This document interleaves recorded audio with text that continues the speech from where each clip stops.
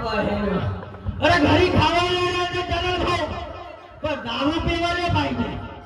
या बाहेर घरी जातो बायकोला पैसे दे म्हणतो दारू पिवायला कधी दारू पिवायला पैसे नाही गेले घरचे तांदूळ विकतो नाही दारू विकतो पण दारू पिये तिची बाहेर दारू पीने की लगी मुझे बाय बाय